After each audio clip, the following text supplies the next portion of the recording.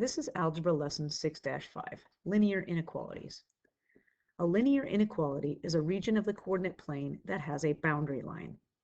The equal sign has been replaced with a greater than symbol, a less than symbol, a greater than or equal to symbol, or a less than or equal to symbol.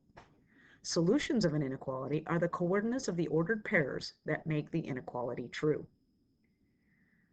So, when you're going to try to identify if something is a solution to the inequality, you simply substitute the ordered pair into the inequality and see if it makes a true statement.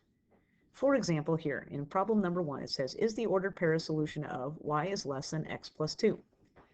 So, in the ordered pair, we have negative 5, 2. We know that negative 5 is the x value and 2 is the y value. So, I'm simply going to substitute in x and y into the inequality y is less than x plus 2. So y is 2, so I have 2 is less than negative 5 plus 2.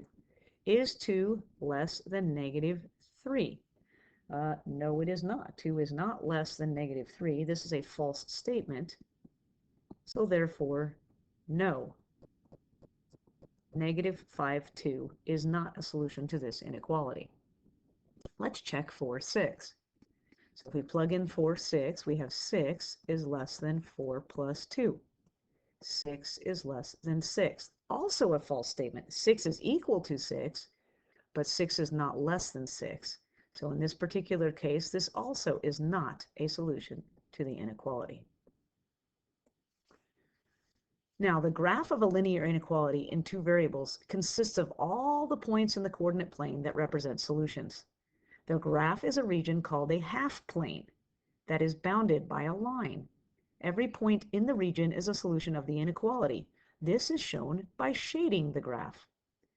A solution to a system of linear inequalities is any ordered pair that makes each inequality in the system true. To solve the system, you're going to graph the inequalities on one coordinate plane. Now, the only real difference between graphing linear inequalities and linear equations is the boundary line. In an equation, the line is always solid. In an inequality, the boundary line is solid only if it is a greater than or equal to or less than or equal to symbol. The boundary line will be dashed if the inequality symbol is simply a greater than symbol or a less than symbol. Solid boundary lines indicate that each point on the line is a solution, while a dashed boundary line indicates that each point on the dashed line is not a solution. Think of this in the world of sports. In the world of sports, there are certain sports where the boundary line to the sport is in bounds.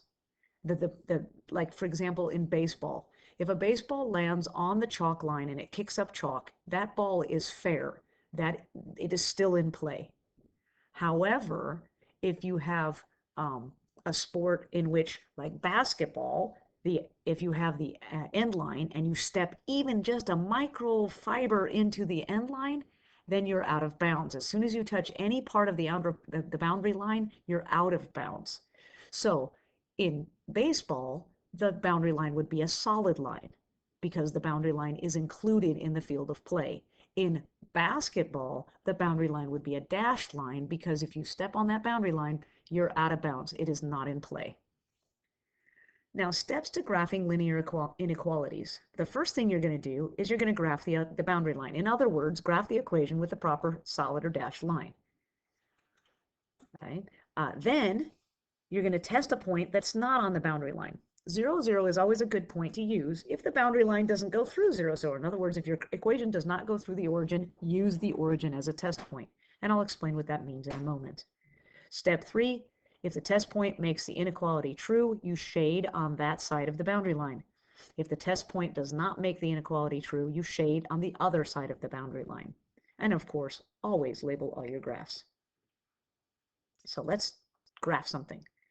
We're going to graph the inequality y is greater than or equal to 3x minus 1. Okay, this is written in slope-intercept form, so it's very simple to graph. I'm going to simply graph the y-intercept first, which is 0, negative 1. So 0, negative 1 is at this point right here. And my slope is up 3 over 1. Up 3 over 1. Now, this is going to be a solid boundary line because I have the equal to inequality symbol. As long as an equal is into the part of the inequality, it's going to be a solid line. So I'll grab my lovely straight edge, make sure that it is a solid line, and I will graph this solid line. Better than what I just did, too.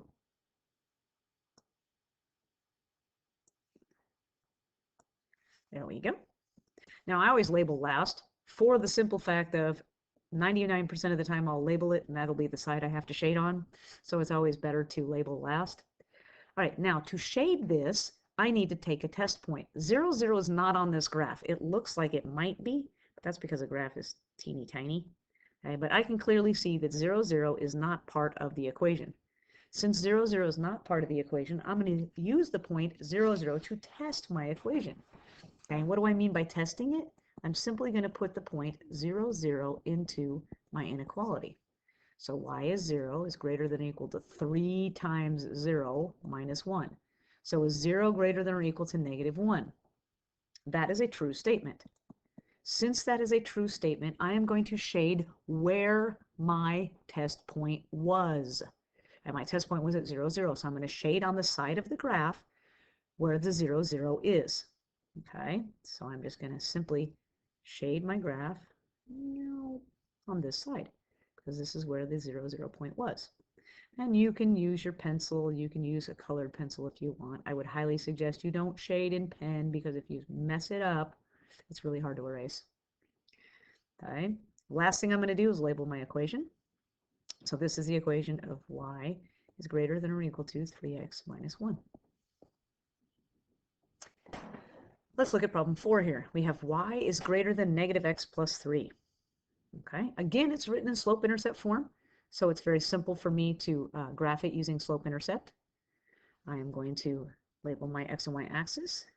My y-intercept is 0, 3, so I'm going to plot the point 0, 3.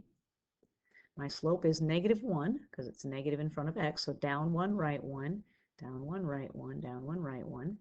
This time, however, my boundary line is a dashed line, because it's just a greater than symbol. There's no equal to sign in this symbol at all. So therefore, this time it's going to be a dashed line. So I'm going to draw my line. Okay, and I'm going to, there it is, nice dashed line. Okay. Now, when you go to shade, it's really important that when you shade a dashed line, you don't shade so close to the line you can't tell if it's dashed anymore.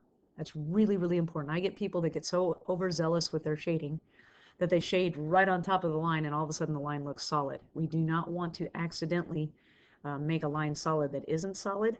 Okay, so when I go to shade this, I'm going to make sure I don't shade right on top of my line. I'm going to still test the point 0, 0. So y is 0 is greater than or equal to x is 0 plus 3. Is 0 greater than or equal to 3? Or it's actually just greater than, not equal to. Both of those are wrong. Just greater than. 0 is not greater than 3. This is false.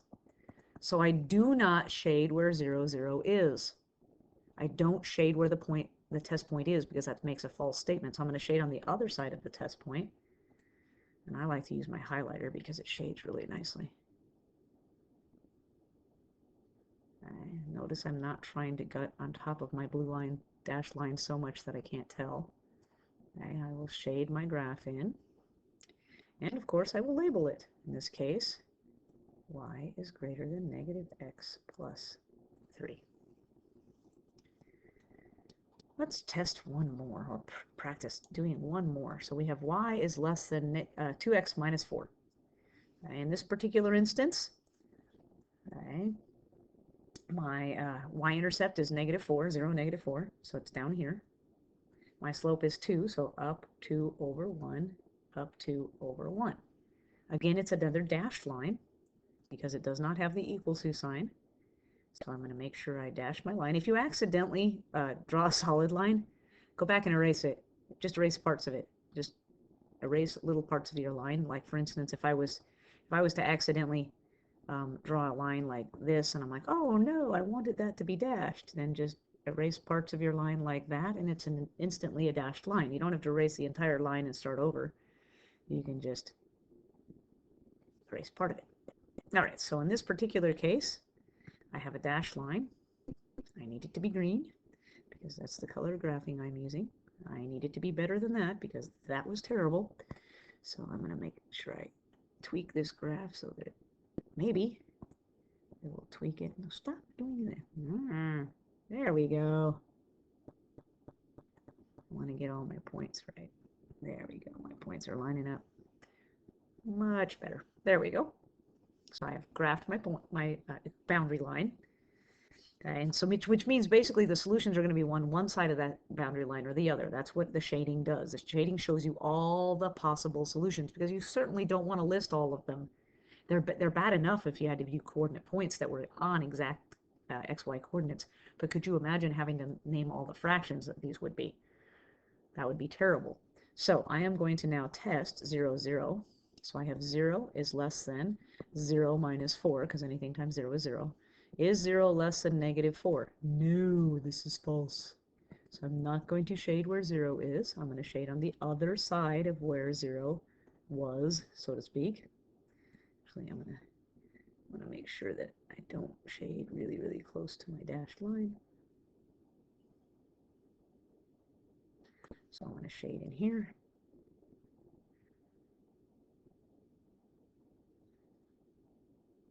Now, everything in my little green shaded area is a solution to this equation, okay? But not on the line itself. Okay? Of course, we should label it y is less than 2x minus 4. Now, an inequality in one variable can be graphed on a number line or in the coordinate plane, and the boundary line will always be either a horizontal or a vertical line. We've been talking about horizontal and vertical lines for well over a chapter now, so hopefully you've remembered which one is which. So if I have the equation x is less than 2, remember, x is less than 2 is the equation of a vertical line. It's always opposite its axis. Okay? It's opposite of what your brain wants to think it is. So x is less than 2 means I'm going to have a line at 2. I don't need to, at 2. It means no matter what x is, or what y is, x is 2.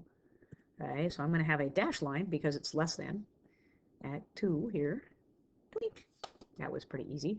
Less than is pretty simple. When you have a horizontal or vertical line, it's really easy. Less goes to the left, greater goes to the right. If it's a horizontal line, less is below, greater is above. So this one's pretty simple to shade. I don't even need to test a point. If you wanted to test a point, I guess you could. But I probably would choose not to test a point because it's obvious to me that less than 2 is going to be over here. Okay, on this side of my equation. So I'm going to shade this nice and green. There we go. And of course I will label it. Make sure you label your x and y axis as well. So x is less than 2. The equation of y is greater than or equal to 3. This one happens to be a horizontal line. So you're going to have a horizontal line at 3. And it's going to literally be a line this time because it is a solid line because it's greater than or equal to. So I need a solid line here at 3. Okay, so label my x and y axis. This is my x axis, this is my y axis. Why did it change to purple? I don't know. All right, so then I'm going to label my equation y is greater than or equal to 3. Y is greater than or equal to 3, and I'm going to shade it. Shading greater than would be above. We talked about that just a minute ago. Okay, so anything above this would be the solutions to this equation. Okay. The last thing we're going to talk about, last couple of things we're going to talk about, is rewriting a graph to an inequality. Okay? Sometimes you don't get them in slope-intercept form. That's kind of sad, because slope-intercept form is pretty fast to graph. But every once in a while, you don't get something in slope-intercept form, so you have to transfer it to slope-intercept form before you can graph it. Okay? So if we have the following equation here, 4x minus 3y is greater than or equal to 9, I need to either use intercepts or I need to put it in slope-intercept form. 9 is not divisible by 4 evenly, so I am not going to use intercepts. I'm going to use slope-intercept. So I have negative 3y is greater than or equal to negative 4x plus 9 because I moved my 4 over. Now I need to divide by negative 3. Remember to divide all parts by negative 3. Now, remember, when you take an inequality and you multiply or divide it by a negative number, that inequality symbol must switch. Okay, don't forget that rule that we learned way back when. So the greater than or equal to becomes a less than or equal to. Positive or negative 4 divided by negative 3 becomes positive 4/3, and positive 9 divided by negative 3 becomes negative 3. So my y-intercept is at 0, negative 3, which is here. And my slope is 4/3, so I go up 4, 1, 2, 3, 4, right 3, 1, 2, 3. Up 4, 1, 2, 3, 4, right 3, 1, 2, 3. Okay, this is going to be a solid line. So I have a solid line here.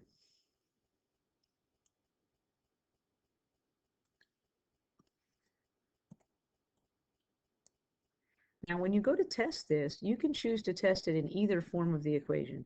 You can test it in the original form, or you can test it in your new rewritten form in slope-intercept. I'm going to test it in the original just because testing with intercepts is easy. If x is 0 and y is 0, if I test the point 0, 0, I get 0 is greater than or equal to 9, because 0x is 0 and 0y is 0. So 0 is greater than or equal to 9 is false, so I'm not going to shade where 0, 0 is. I'm going to shade on the opposite side of where 0, 0 is. So I will grab my handy-dandy little highlighter here and shade where 0, 0 is not. I accidentally went a little too far with my shading there. Got it a little bit over my line. Be careful with that. If you do end up getting it over your line, you might want to come back and clean it up a little bit if you could. Okay. All right. And of course, I should label my axes. And I should label my graph. And it doesn't matter which way you decide to label your graph. I'm going to label it with the y-intercept, slope-intercept form.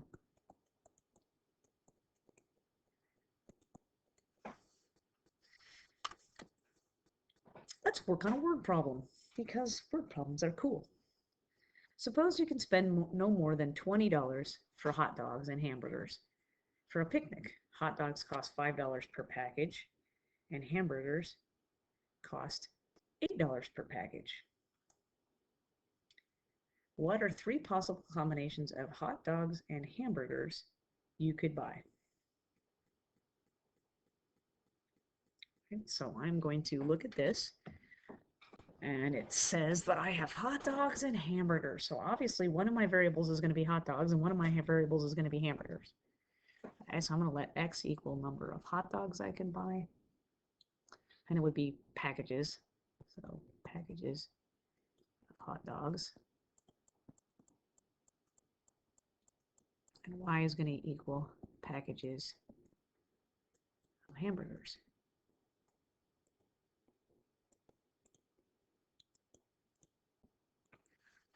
Okay, so I can spend no more than $20 on hot dogs and hamburgers. Okay, so it doesn't matter how many packages of each I buy as long as I don't exceed that $20. I only have a $20 bill in my pocket. I'm going to look really foolish if I go up to the counter and I spend $33 on something and I don't have $33 in my wallet. So the cost per package of hot dogs plus the cost per package of hamburgers cannot exceed $20. So since it costs $5 per package for hot dogs, that would be 5x, and it costs $8 per package for hamburgers, that would be 8y. That can be no more than, which means less than or equal to 20. Okay, there's my equation. Now this isn't particularly a great equation to use intercepts with, or to try to put in slope-intercept form, because in either case I have to divide by 8, and 5/8 is fine as a slope, but 20 doesn't divide by 8 very nicely. Okay, it might be reasonable if I'm trying to figure out if I can graph by 20 divided by 8, which is going to be 5 divided by 2, which is 2.5. Not necessarily terrible. I could probably do that. All right. So I'm going to put it in y equals form. So if I do that, I'm going to subtract 5x. So I have 8y is less than or equal to negative 5x plus 20. Divide by 8. I'm going to get y is less than or equal to negative 5/8 x plus 20 divided by 8 is the same thing as saying 5 divided by 2. Okay, because think of 4 goes into 25 times, 4 goes into 8 twice, so it's 5/2, or 2.5. Okay, so my slope is negative 5/8, and my y-intercept is 0, 2.5. Okay, so let me draw some axes here. I'm actually going to put them in black, because black is a nice color to draw an axis in. And I'm actually going to move them up just a little bit off of the regular graph, because I might need to go beyond what I'm used to going through for my points. Okay, so 0, 2.5. This would be, by the way, my x-axis is packages of hot dogs.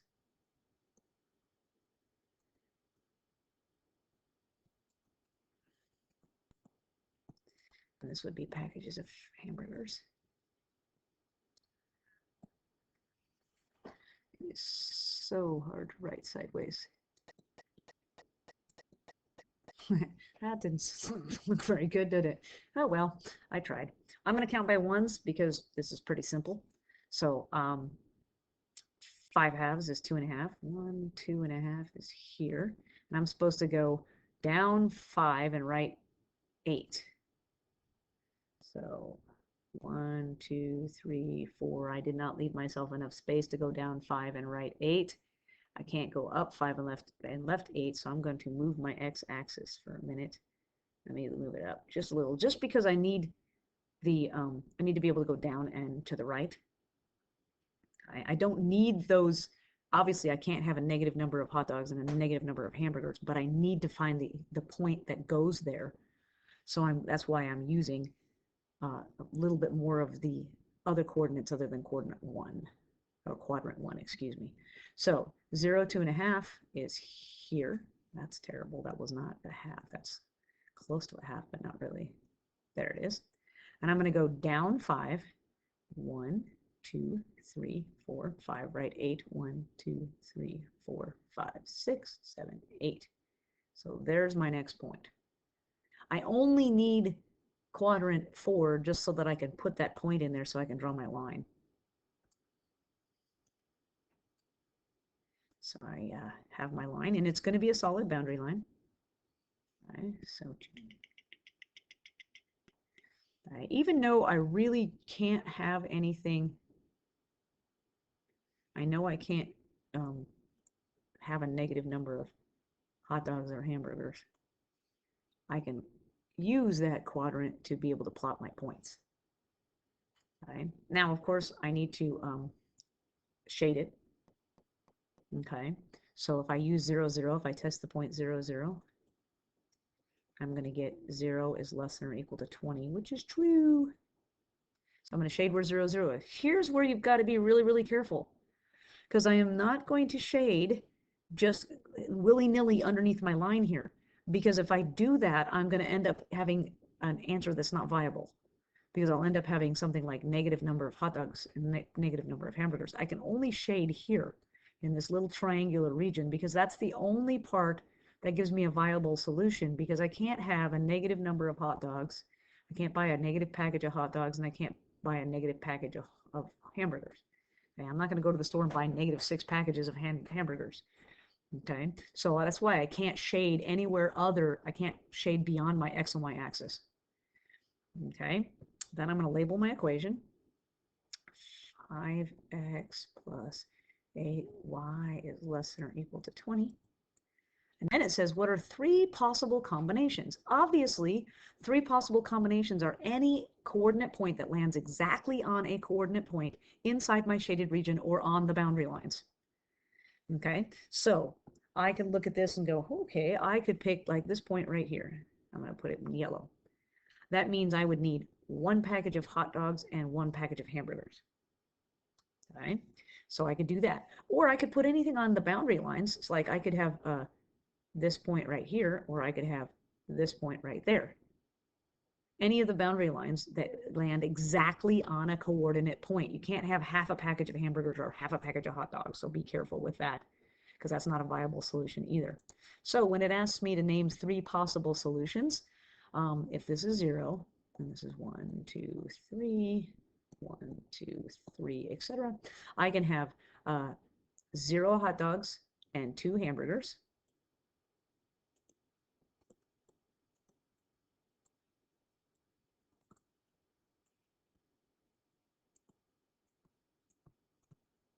And these are packages of them. All right. Or I could have, and that's a terrible looking 0, isn't it? That's a terrible 0. So I will draw a much better 0. There we go. Or I could have 1 package of hot dogs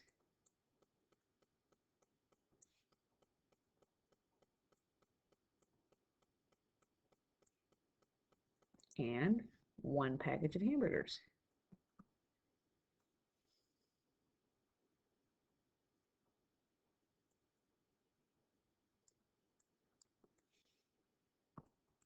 Or my third solution, I could have 3 packages of hot dogs and no packages of hamburgers.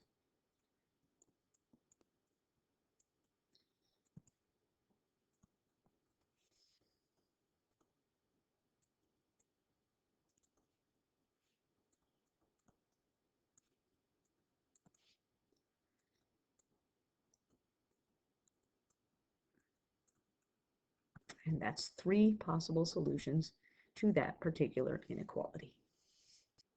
Now, the last thing we're going to do is we're going to write an inequality from a graph. I've given you a graph here. It looks kind of nifty. It's got a dashed line and it's got some yellow shading in it. And I need to be able to write the inequality that goes with that. Now, the easiest way to do that is I always tell people, figure out what the equation of the line would be. Just the equation, not the inequality first. So if I'm looking at this dashed line, I see that its y-intercept is right here. That's the point 0, -1. So I know that B is at 0, -1. All right. I know my slope. I can count my slope. I can look at this and I go, it's up 1, right 2, because here's my next point. So my slope is 2/1, or just 2. Right? So that means the equation of this line would be y equals 2x minus 1. This would be the equation. But I need the inequality, which means I'm going to replace the equal sign with an inequality symbol. I just need to know which inequality symbol. The easiest way for me to do it is I tell people to choose an inequality symbol and then test it. Now, obviously, we know this is a greater than or a less than. It's not an equal to because it's a dashed line. Okay? I'm going to choose less than because, you know, it's lower, it's below it. It looks like it might be below, so it might be less than. So let's test the point 0, 0. Okay? If I test 0, 0 in this equation, I will get, in my inequality, excuse me, 0 is less than 0 minus 1. Is 0 less than -1? That is false. So I would not shade where 0, 0 is. They didn't shade where 0, 0 was either, which means this is the proper inequality for this particular graph. All right, now our closure question. All right, closure question for this lesson. How can you determine the correct side of the boundary line to shade when graphing an inequality? We just did it, so hopefully you can remember what we just did. How do you determine the correct side of the boundary line to shade when graphing an inequality?